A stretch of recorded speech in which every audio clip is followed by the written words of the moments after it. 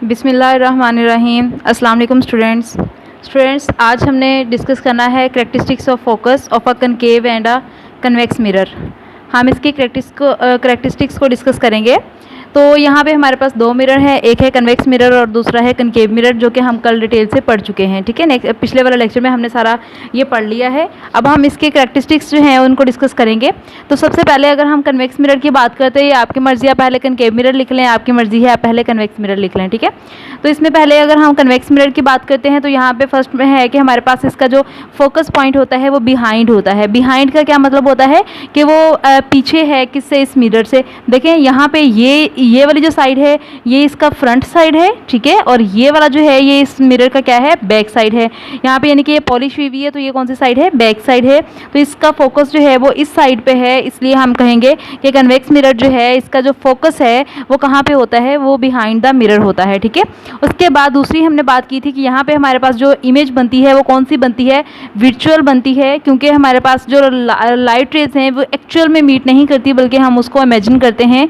तो इसलिए यहाँ पे जो इसका फोकस भी कौन सा होगा, वर्चुअल होगा, और यहाँ पे जो इमेज भी बनेगी वो भी कौन सी बनेगी, वर्चुअल बनेगी, क्योंकि लाइंस जो है वो एक्चुअल में मीट नहीं करती या इसमें से पास नहीं करती। ठीक है, उसके बाद जो है यही दो पॉइंट्स लिखे हुए हैं कि the focus lies behind the mirror. एक तो फोकस जो है वो बिहाइंड द मिरर है और द फोकस इज विचुअल। इसका फोकस जो है वो विचुअल है, क्योंकि सारी लाइंस जो हैं वो इमेजिन की हुई है हमने डॉटेड लाइन में, इसलिए इनको शो किया हुआ है, वो एक्चुअल में यहाँ से पास नहीं कर रही। As the rays of light after reflection appears to come from the focus, यानी कि वो अपीयर हो रही हैं या इसकी तरफ आती हुई दिखाई दे रही हैं। ठीक है, उसके बाद अगर हम कनकेव मिरर की बात करते हैं तो ये इसका फ्रंट है कनकेव मिरर का। अब कनकेव मिरर का जो फोकस पॉइंट होता है वो कहाँ पे है, फ्रंट पे है। ठीक है, और यहाँ पे एक्चुअल में लाइंस जो हैं वो रिफ्लेक्ट होकर आ रही हैं, हमने इनको डॉटेड लाइन में नहीं बनाया। इसका मतलब ये है कि ये कौन सी हैं, रियल फोकस है, लाइंस एक्चुअल में मीट हो रही हैं यहाँ पे। तो the focus is in front of the mirror, focus जो है वो कहाँ पे है, फ्रंट ऑफ द मिरर है। The focus is real as the rays of light after reflection converge at the focus. यहाँ पे जो लाइट रेज हैं वो इस फोकस पॉइंट पे क्या होती हैं, कन्वर्ज हो रही हैं। तो हम कहते हैं इसका जो फोकस है वो रियल है और फ्रंट ऑफ द मिरर है। ठीक है, ये इसकी करैक्टरिस्टिक्स थी। नेक्स्ट हमारे पास है reflection of light by spherical mirror. हमने ये देखना है कि ये तो मैंने आपको बताया था कि मिरर जो हैं वो कौन सी करैक्टरिस्टिक्स पे काम करते हैं, किस प्रिंसिपल पे काम करते हैं, तो वो रिफ्लेक्शन पे काम करते हैं। अब हमने यहाँ पे देखना है कि स्फेरिकल मिरर से रिफ्लेक्शन जो है वो होती किस तरह से है। तो यहाँ पे रिफ्लेक्शन का आपको पहले बताया था, स्फेरिकल मिरर से क्या मुराद है कि हमारे पास स्फीयर का कुछ पार्ट लेते हैं हम, जैसे कि यहाँ पे आपको नज़र आ रहा है। यहाँ पे हमने कन्वेक्स मिरर के से भी हम रिफ्लेक्शन देख लेते हैं, उसके बाद कनकेव मिरर से भी देख लेते हैं। ये हमारे पास कन्वेक्स मिरर है, ठीक है, ये इसकी फ्रंट साइड है। अब होता क्या है, जब लाइट रे यहाँ से आती है, ये लाइट रे आ रही है, इसको हम बोलते हैं इंसिडेंट रे। ठीक है, कौन सी रे बोलेंगे, इंसिडेंट रे।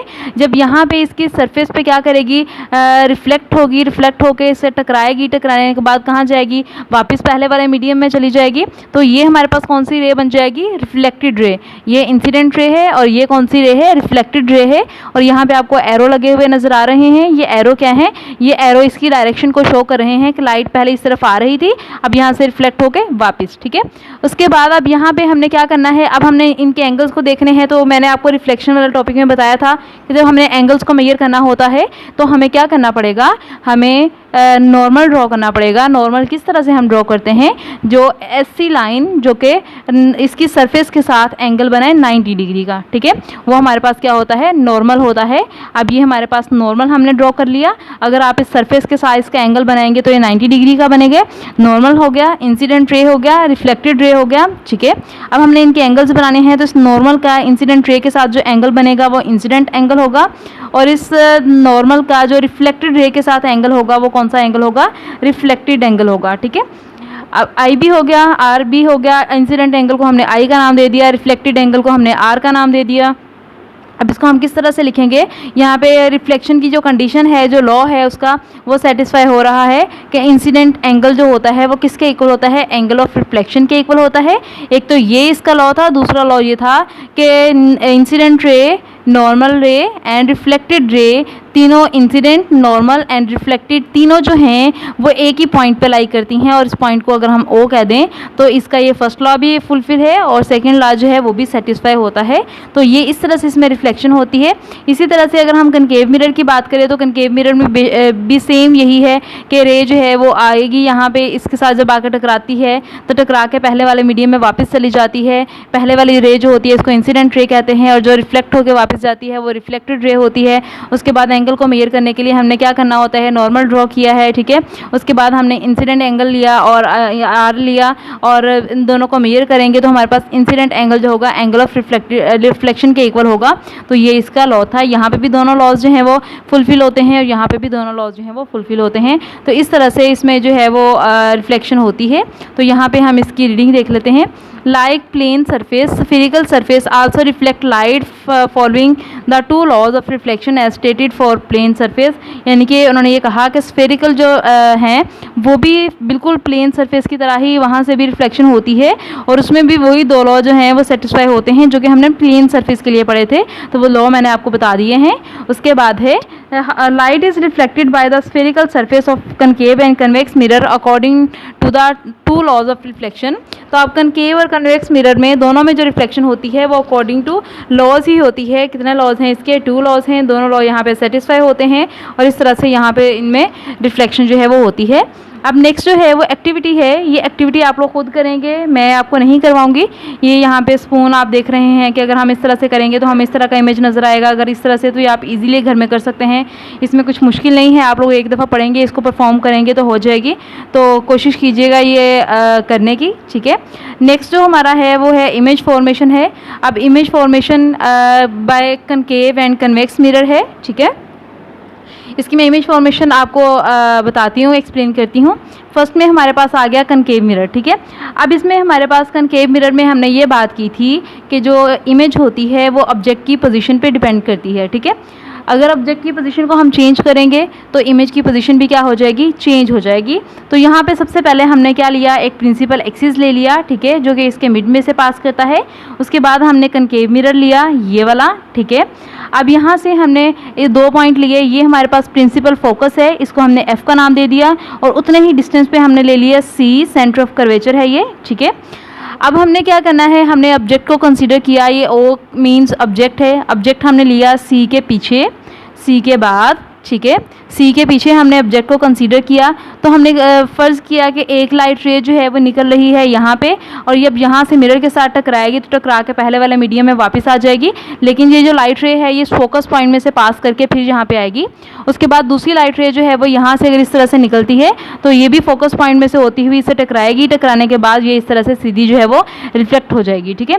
अब यहाँ पर हमारे पास 2 रेज़ हमने डिस्कस करनी है। वैसे आप 3 रेज़ भी ले सकते हैं, 4 रेज़ भी ले सकते हैं। तो आप जितनी रेज़ ज़्यादा लेते जाएंगे उतनी ही डायग्राम आपके लिए लेंथी होती जाएगी। तो इसलिए मैंने बहुत सिंपल आपको सिर्फ 2 रेज़ वाला बता रही हूँ। तो यहाँ पे हमारे पास ये दोनों रेज़ जो हैं वो मीट कर रही हैं। तो इमेज हमारा कहाँ पे बनेगा, यहाँ पे रेज़ मीट करेंगी, वहाँ पे हमारा इमेज बन जाएगा, ठीक है। तो अब यहाँ पे अगर देखें, ये तो फोकस पॉइंट है, यहाँ पे दोनों रेज़ जो हैं वो क्या कर रही हैं, मीट कर रही हैं। तो यहाँ पे हमारा क्या बन गया, इमेज बन गया। अब ये जो एरो है ये इसकी डायरेक्शन को शो कर रहा है। तो यहाँ पे ये देखें कि इमेज, इसको मैंने नाम दे दिया आई का, यहाँ पे रेज़ मीट कर रही थी, वहाँ पे क्या बन गया, इमेज बन गया। अब हम देखते हैं कि ऑब्जेक्ट जो है वो किस तरह से है, वो बियॉन्ड सी है। बियॉन्ड सी का मतलब क्या है कि सी के पीछे है। उसके बाद अगर इमेज की बात करते हैं तो इमेज हमारा कहाँ पे बना है, बिटवीन सी एंड एफ। अगर आप देखें तो ये जो इमेज है ये सी और एफ के दरमियान में बना है, ठीक है, बिटवीन सी एंड एफ है। उसके बाद नेचर ऑफ इमेज की बात अगर हम करें तो सबसे पहले तो आप ये देखें कि आपका ऑब्जेक्ट बड़ा है या इमेज बड़ा है। तो यहाँ पे क्लियर नज़र आ रहा है कि ऑब्जेक्ट बड़ा है और इमेज क्या है, छोटा है। तो हम कहेंगे कि स्मॉल इन साइज बना है इमेज। उसके बाद दूसरी चीज़ हमने ये देखनी है कि इरेक्ट है या इन्वर्टेड है। इरेक्ट का मतलब होता है सीधा, इन्वर्टेड का मतलब होता है उल्टा। तो यहाँ पे आप देख रहे हैं कि ऑब्जेक्ट का जो एरो है वो ऊपर की तरफ है, जबकि इमेज का जो एरो होगा वो किस तरफ है, नीचे की तरफ। इसका मतलब ये है कि आपके इमेज जो बना है वो उल्टा बना है, इसलिए हमने लिख दिया इन्वर्टेड है। उसके बाद फिर हमने ये देखना है कि रियल है या फिर वर्चुअल है, यानी कि लाइंस जो हैं वो एक्चुअल में इसमें मीट कर रही हैं या हमने इमेजिन किया है।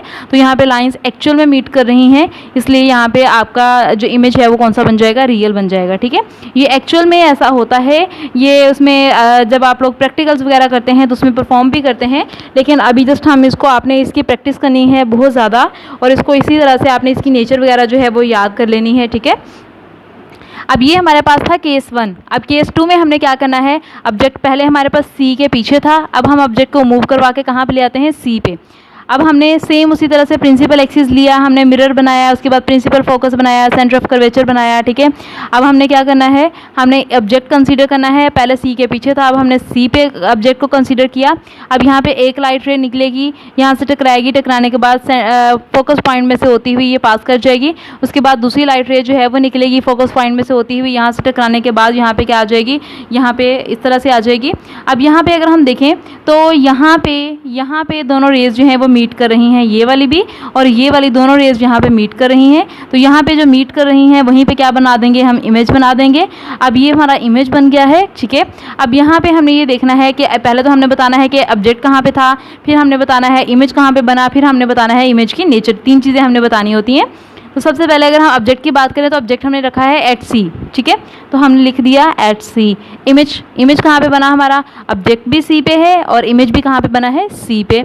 तो हमने लिख दिया एट सी, यानी कि अगर हम ऑब्जेक्ट को सी पे रखेंगे तो उसका इमेज भी कहाँ पे बनेगा, सी पे बनेगा। उसके बाद है नेचर ऑफ इमेज। अब नेचर ऑफ इमेज की अगर हम बात करते हैं तो वो किस तरह का है, सबसे पहले ये देखते हैं कि स्मॉल है, लार्ज है या इक्वल है। तो यहाँ पे आपको नज़र आ रहा है कि ऑब्जेक्ट और इमेज दोनों इक्वल इन साइज हैं, तो हमने लिख दिया इक्वल इन साइज। उसके बाद फिर हम ये देखेंगे कि रियल है या इन्वर्टेड है, तो ये इरेक्ट है या इन्वर्टेड है। तो ये मैंने आपको कहा था कि ऑब्जेक्ट का एरो ऊपर की तरफ है, तो इसका एरो किस तरफ है, नीचे की तरफ है।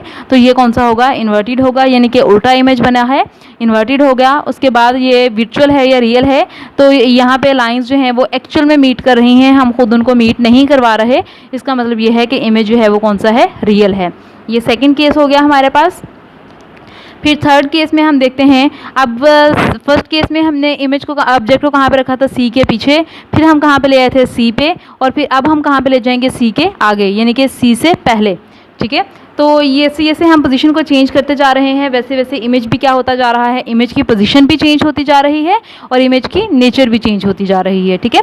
अब हमने इसमें भी सबसे पहले क्या करना है, हमने प्रिंसिपल एक्सिस ले लिया, उसके बाद हमने मिरर कंसीडर किया और उसके बाद हमने उसका फोकस पॉइंट बनाया, सेंटर ऑफ कर्वेचर बनाया, और हमने ऑब्जेक्ट को कहाँ पर ले लिया, सी और एफ के दरमियान में, या सी से पहले या सी और एफ के दरमियान में, एक ही बात है, ठीक है।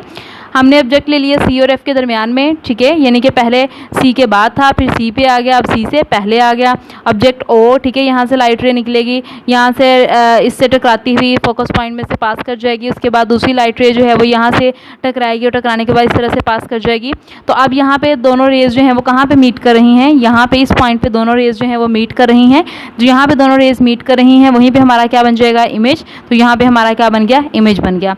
अब आप यहाँ पे देखते हैं कि हमारे पास ऑब्जेक्ट बड़ा है या इमेज बड़ा है, तो यहाँ पे इमेज बड़ा है। वैसे थोड़ा सा फर्क नजर आ रहा है लेकिन है सही, इमेज जो है वो यहाँ पे हमारा लार्ज इन साइज होगा।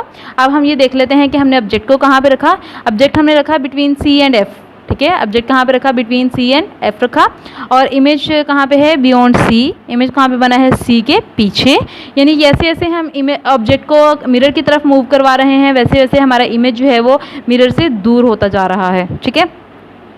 उसके बाद नेचर है। नेचर में हमारे पास ऑब्जेक्ट इमेज किस तरह का है, लार्ज इन साइज़ है, ठीक है, ऑब्जेक्ट की निस्बत लार्ज है। और उसके बाद वर्चुअल है या रियल है, तो आपको नज़र आ रहा है कि रेज जो है वो एक्चुअल में मीट कर रही हैं, तो रियल हो जाएगा। उसके बाद इरेक्ट है या फिर इन्वर्टेड है, तो इन्वर्टेड है क्योंकि इसका एरो नीचे की तरफ है और ऑब्जेक्ट का एरो क्या है, ऊपर की तरफ है, तो इमेज हमारा किस तरह से बना है, इन्वर्टेड बना है। ओके, तो नेक्स्ट हमारा केस 3 था। नेक्स्ट हमारा केस 4 है। अब केस 4 में हमने देखना है, उसी तरह से हमने प्रिंसिपल एक्सिस बना लिया, मिरर बनाया, फोकस पॉइंट बनाया, हमने सेंटर ऑफ कर्वेचर बना लिया, ठीक है। अब हमने इमेज, पहले हमने ऑब्जेक्ट को सी और एफ के दरमियान में रखा था, अब हमारे पास ऑब्जेक्ट कहाँ पे आ गया, एफ पे आ गया। जब हमने ऑब्जेक्ट को एफ पे रखा तो यहाँ से लाइट रे निकलेगी और यहाँ से टकरा के यहाँ से पास कर जाएगी।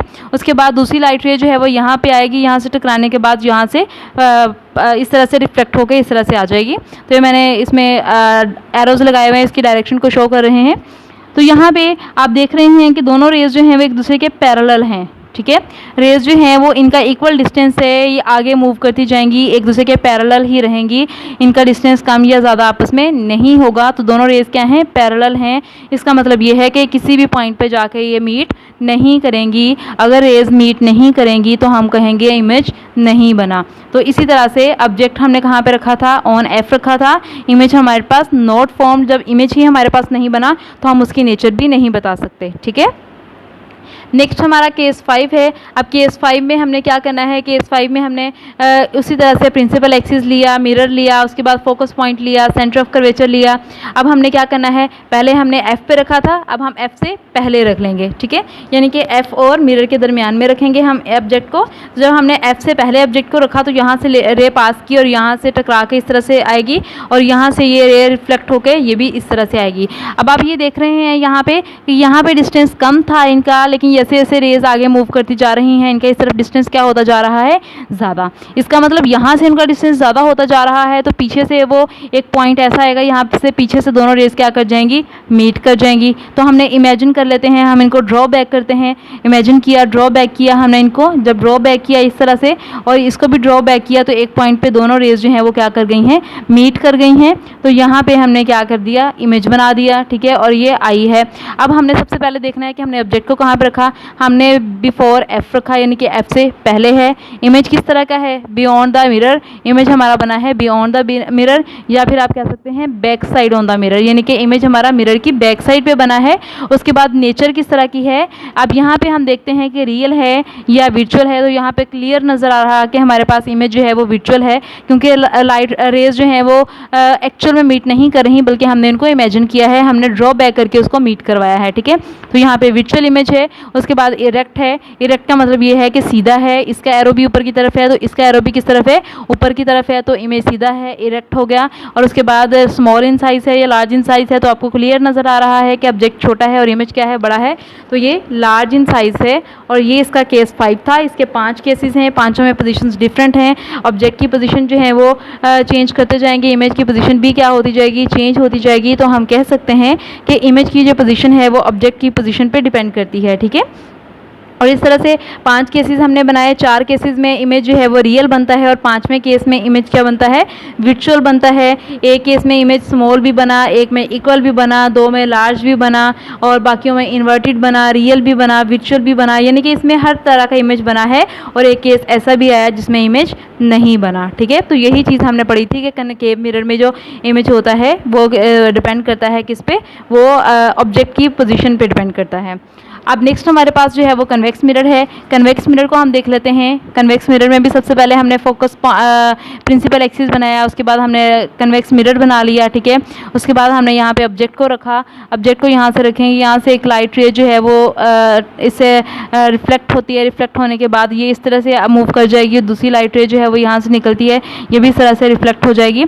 अब ये दोनों लाइट रेज जो हैं ये यहाँ पे कहीं पे भी मीट नहीं कर रही, तो हम क्या करेंगे, इनको ड्रॉ बैक करवाएंगे। हमने इनको ड्रॉ बैक किया, इसको भी ड्रॉ बैक किया। जब ड्रॉ बैक किया तो इस पॉइंट पे दोनों रेज क्या कर गई हैं, मीट कर गई हैं। तो यहाँ पे हमारा क्या बन जाएगा, इमेज बन जाएगा। लेकिन ये वाला जो इमेज है ये किस तरह का है, ये ऑब्जेक्ट से छोटा है, तो हम कहेंगे इमेज जो है वो स्मॉल इन साइज है। और इमेज किस तरह का है, वर्चुअल है, क्योंकि हमने ड्रॉ बैक किया है लाइंस को, तो इमेज कौन सा है, वर्चुअल है, स्मॉल इन साइज है। और इसका जो इमेज है वो हमेशा क्या रहेगा, स्मॉल इन साइज ही रहेगा और हमेशा back side on the mirror, यानी कि बिहाइंड द मिरर, मिरर के बिहाइंड बनेगा, क्योंकि इसमें हमारे पास जो इमेज है वो ऑब्जेक्ट की पोजीशन पे डिपेंड नहीं करता, ठीक है। तो इस केस में हमने पढ़ा था कि इसमें हमेशा इमेज जो है वो वर्चुअल बनेगा, स्मॉल इन साइज बनेगा, ठीक है। और ये ऑब्जेक्ट की पोजीशन पे डिपेंड नहीं करेगा। तो ये जो है इसका एक ही केस है, इसलिए इसकी नेचर भी क्या रहेगी, सेम रहेगी। यहाँ पे हमारे इसके केसेस जो हैं वो कंप्लीट हो गए। उसके बाद यहाँ पे आपने इसका क्या करना है, यहाँ से आपने इसकी डेफिनेशन करनी है और इसका फॉर्मूला करना है। Image formation by spherical mirror, उनकी आप प्रैक्टिस करेंगे बहुत ज़्यादा, उनकी नेचर आप याद करेंगे।